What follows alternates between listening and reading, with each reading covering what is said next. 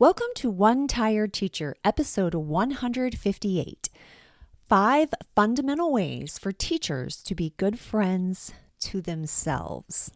Yes, today we are talking about being a good friend to yourself. And I think this is so important. And it can be a little bit uncomfortable because, my dear friend, we're talking about ways that you and I should be good friends to ourselves. It sounds hard, but it's simpler than you think it is. If you've ever told yourself that you aren't good enough, that you're not thin enough, pretty enough, smart enough, not a good enough teacher, then you, my friend, are human. But most importantly, you are not being a good friend to yourself. It's taken me years of counseling to finally hear my therapist when she says, Trina, you have to be more kind to yourself. Oh, Jane. She's my counselor. She's brilliant. So get ready, friends. We're going to break it down. Hope you stick around.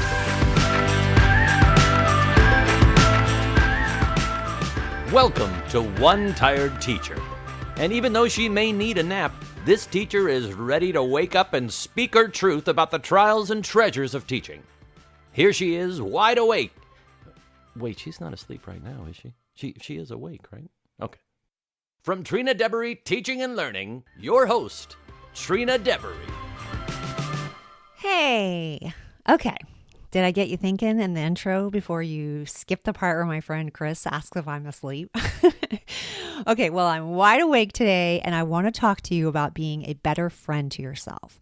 Now, I think it's very common for teachers and women to put ourselves down. Not only do we have this insane pressure from society to be perfect, but we also have a system that pits teachers against teachers. Systems of competition and oppression often are built on the low self-esteem of the people in it. So things like data walls and test scores and teacher evaluations are the perfect tools for having all of us question ourselves. How sad is that? So what can we do about it? How can we actually heal our wounded hearts? So we can start by being kinder to ourselves. We can start by being a better friend to others and to ourselves. Being a better friend to yourself is simple. It's essential and it's totally within your control.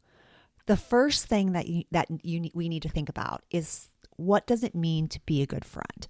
What does it mean? How do we treat a person as a friend? Like what do we do and they know that they're our friends?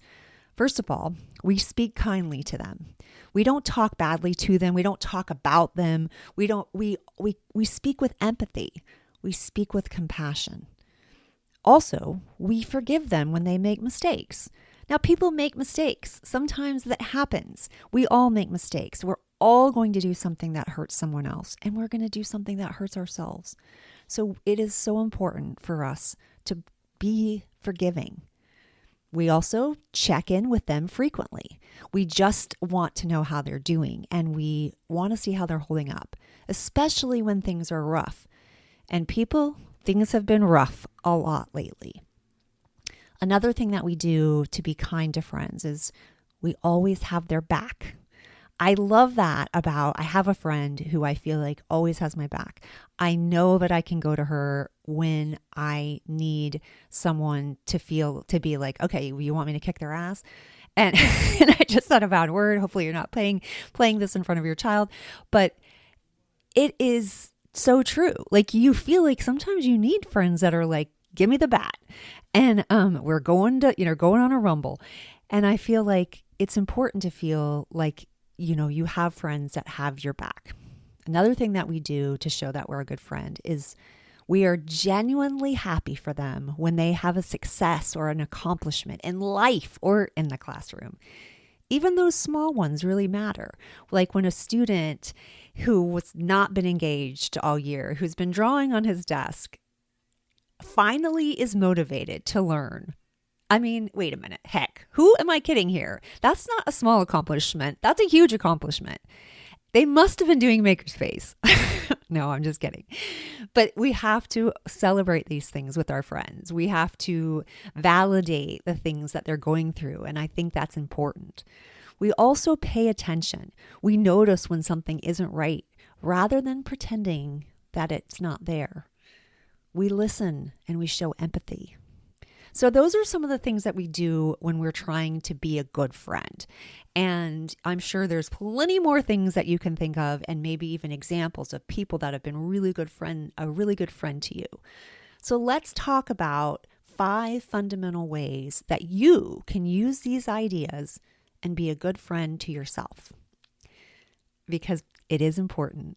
It is really important that we take care of ourselves as well, especially when we're in environments that don't necessarily take care of us. Now, some of us are in great places. We're surrounded by people that we feel like are another family, and that is a beautiful thing to have. I remember feeling that way for so long, for years at a school where I was at a school for this same school for 14 years, and I did feel like those women were another family for me. I think it's so important to have that kind of environment, but I don't think you find that all the time. I've been to different schools. I never found that same feeling again. And I felt very blessed at that time, and then I felt very discouraged. So I had to be a friend to myself, and that can be hard, but I'm going to share some ways. So the number one fundamental way that you can be a good friend to yourself is stop the negative self-talk. This has to go, people. One trick. Now, I'm the worst with this. Like I do it constantly. I don't even realize how much I'm doing it sometimes. And I was watching, oh, sorry about that. I was watching a video on TikTok, and they were talking about, like, I have a lot of mindset videos that come up and, counseling, things like that, because I'm interested in it. It's appealing to me. I love the dancing. Like, I love all kinds of things on TikTok. And so one of the ones that came up was talking about if you are constantly, thinking the worst, or you're like, oh, this is going to be terrible. This is going to be horrible. Or I'm so stupid, or I'm not good enough. Those kind of things. You immediately think 5, 4, 3, 2, 1. What if it worked? What if I was awesome? What if I was amazing? What if I crushed this? And this 5, 4, 3, 2, 1, what if I did the opposite of what you were thinking, really stops the downward spiral right in its tracks, and it refocuses your brain. And every time you start to go into that negative self-talk space, you're like 5, 4, 3, 2, 1, what if I was amazing? And it really helps. I've been doing it a lot.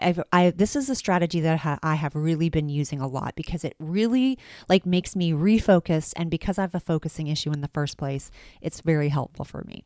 Another idea is to replace the self-talk with more compassion.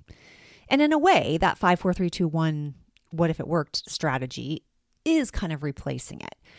But maybe you're telling yourself, okay, I don't feel smart enough yet, but I am smart, I am capable, and I'm doing my best. And you really replace some of those negative things that you say about yourself, and you show some compassion with yourself, just like you would to a friend. You wouldn't tell a friend who is getting ready to have an evaluation, well, you kind of stink anyway, you're not that great of a teacher. You would never say that to them. Don't say that to yourself. You don't want to go into these kind of situations putting yourself down. All right, fundamental way number 2, forgive yourself. This is a big one. This is a hard one. I have a hard time with this one, but it's important. We are constantly forgiving others. Why not forgive yourself? You aren't going to get it right all the time. That is okay. You are learning, just like we all are. So put yourself on the forgiving list, because you deserve to be forgiven. No matter what it is. No matter what it is. All right, fundamental way number 3. Check in with yourself and acknowledge when things aren't going so well. This is really important. Take a moment each day to see how you are feeling. I actually think meditation is great for this. I started using Headspace in December, and it has been a game changer for me. I actually do it every single morning, and it forces me to check in with myself. I do it more frequently when things are harder, like if I start to get in my own head, or the fear starts to come, or I start feeling overwhelmed. I do another short little meditation, and it really helps me focus on being okay and like kind of checking in with myself and understanding that I might be in a difficult space, but I'm going to get through it. We're all going to get through it. Fundamental way number 4, do nice things for yourself. And yes, this may mean to schedule a massage, or you might make your bed each day so when you come home, it feels clean and organized. It may also mean that you make a date with your spouse. It might mean make a date with Netflix. And I'm talking about a date where you are not trying to plan lesson plans. You're not grading papers. You're not responding to parents. You are taking that time for yourself. You have to care for yourself just like you would for a friend.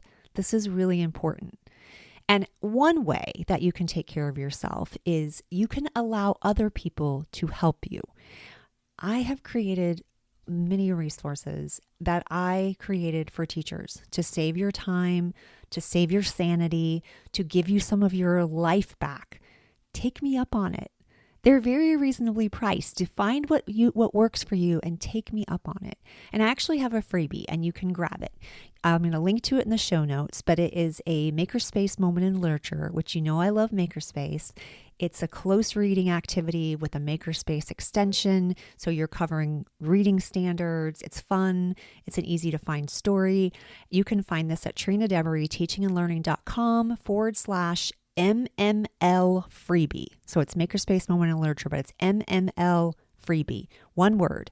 You can grab that as a thank you and you can join my list for more tips and strategies and deals and things like that. I hope that you do that.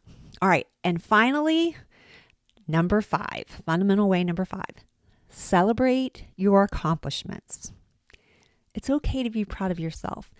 And since we get very little recognition in our schools, it is essential that we recognize ourselves, even for the seemingly small things. Motivating kids is huge, and you do it each day. Celebrate this. Celebrate the fact that you got up in the morning. Sometimes we need to celebrate the fact that we even got to school.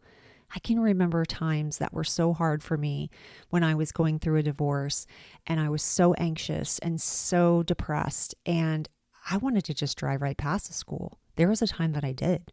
I drove right past the school and I went to the mall and I sat there and it was horrible. It was one of the darkest days and I couldn't even get there. The next day I went to school and I needed to celebrate the fact that I got there. So sometimes we need to celebrate the fact that we actually make it. Another way for you to be a good friend is to constantly show yourself compassion and love. So remember these things as you go throughout your day, especially when you're going through hard times. You need to spend more time with you, actually. You need to spend more time being kind to yourself, but you spend the most time with yourself more than anyone else does. You deserve to treat yourself like the awesome, incredible person that you are.